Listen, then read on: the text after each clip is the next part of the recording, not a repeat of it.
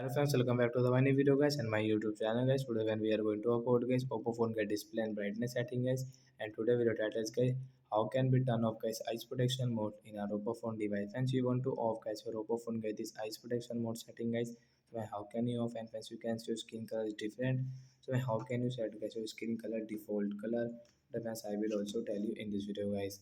So friends, you can see guys skin color is black and white.